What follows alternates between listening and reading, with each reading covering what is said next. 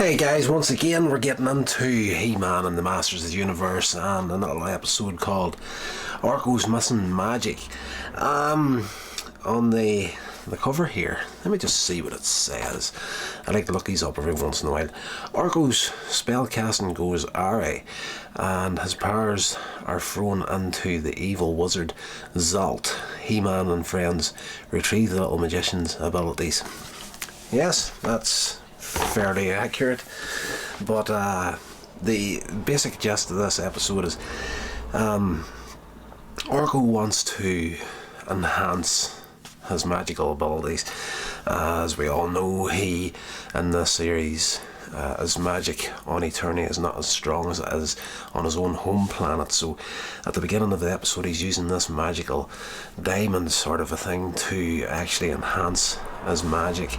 And while he's in the process of trying to transfer the magic from this magical diamond, essentially, there's a little creature rolls into his room called a gronk, and it's a furry little animal basically, and there's another little thing called a squink in there as well. So these two creatures are doing their thing in the room while ORKO was trying to work a spell on this thing, and the gronk accidentally knocks ORKO out of the path of the magical transfer and takes his place in there, and the diamond essentially sucks him in and explodes. Magical powers gone, and ORKO doesn't actually realise what's happened until he actually tries to do some magic for the king and queen, and Man-at-Arms and the guard are kind of having their little jokes about ORKO'S magic being rubbish and how everything never really goes right, and while ORKO'S trying this trick and nothing's happening, Man-at-Arms is like, "Oh, that's very, very impressive, can we see it again please?" So ORKO, realising what's happened, runs out of the room, flies out of the room, and everybody's automatically straight away guilty, Man-at-Arms in particular, because of the abuse he gives ORKO. But Prince Adam and Tila follow him back to his room. He's devastated, sitting in his bed, and he can't believe what's happened to him. He's nothing without his magic, and his friends, being the good friends that they are, telling him that, you know what, you don't need your magic to be someone that we love and whatnot. You don't need to be giving presents and doing tricks to make people like you. You know, we love you for who you are, essentially. And ORKO's like, spirits raised a wee bit, but he's like, you know, I need my magic back. So they go see the sorceress, and she reckons that the gronk wasn't destroyed. Chances are in the explosion that was transported to another world, and or another realm or another world, whatever you want to call it. And yes, she opens a gateway to this other world called Omeris, and He-Man, Battlecat and ORKO cross over to this other world to try and track down this gronk, and they discover from TikTok, I want to say his name is, yeah, it's a guy that is, it's essentially two people at one. It's one body but four arms and two heads, and every time one head starts a sentence, the other head finishes it. Just a really weird, irritating character. And our heroes discover that this gronk did in fact turn up, and it was taken to Castle Echo by a guy called Zalt, who is a wizard on this planet, and he's using ORKO'S magic. Basically, he's got this little gronk captured in a cage. He's siphoning off the magical energy from it and using it for his own gains, and these guys they're annoyed that this little creature turned up and pretty much just ruined everything on their little planet, and this sorcerer's going crazy because of it. So our heroes go attack the castle. There's a giant, tries to stop him from going in, but of course He-Man makes short work of him, and they do eventually get the Gronk out of the castle, not before having to fight some robotic lions, but Battle Cat makes short work of those. This sorcerer hunts him down towards the gate again, but gets his comeuppance by the end of the episode, and TikTok catches him accidentally. Like He-Man knocks the sorcerer out of the sky. These guys are up a tree hiding.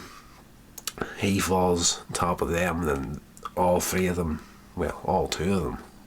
That's weird. You want to call these guys two different people, but it's one body, 4 arms and 2 heads. They fall on top of him, and they're like, oh, look, we caught him, we're heroes. So, as our heroes are trying to get to the portal, the return to Eternia, the little Gronk sees another little animal and jumps out of ORKO'S arms to chase it. And ORKO chases after, gets the Gronk again, but by the time they turn towards the gate leading back to Eternia, it closes. They've run out of time, they're stuck on this planet.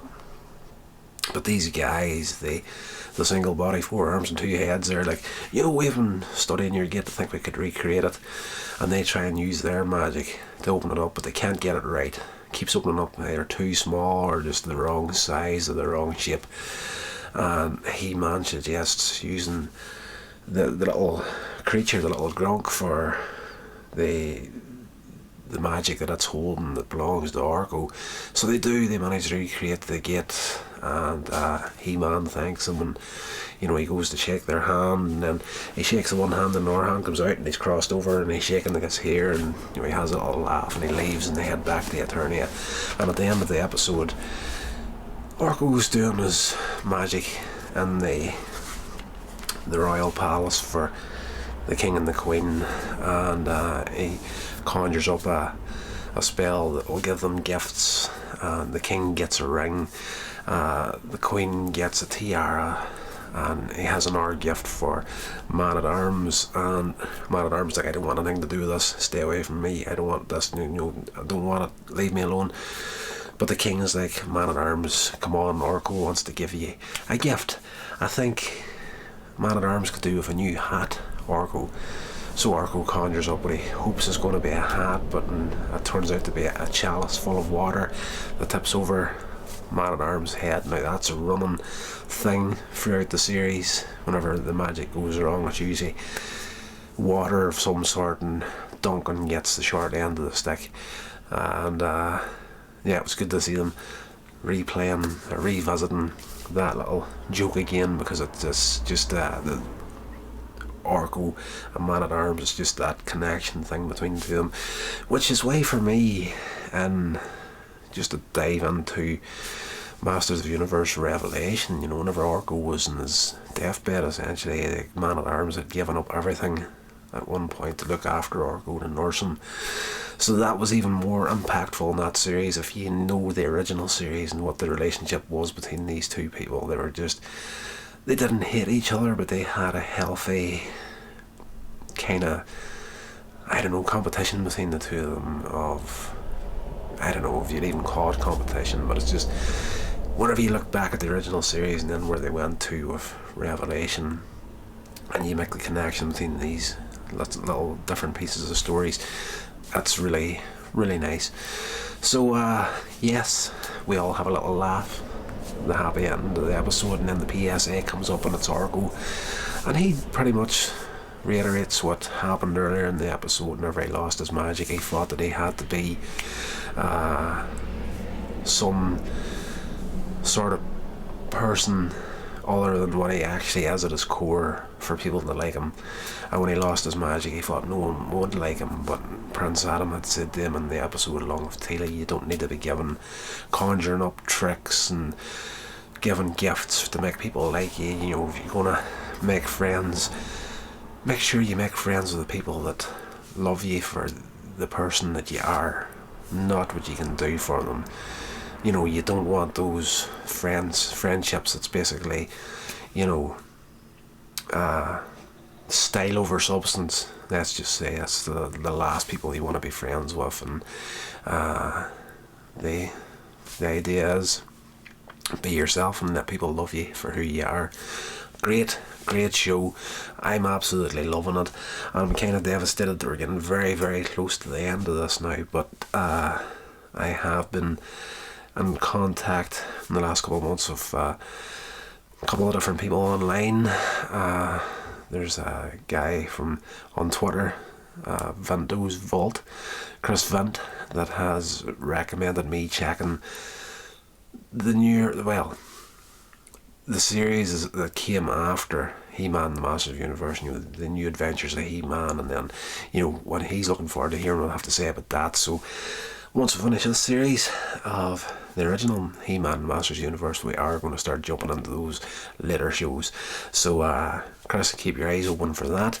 That's going to do it for this video, guys. I hope you enjoyed it, and I'll talk to you in the next one.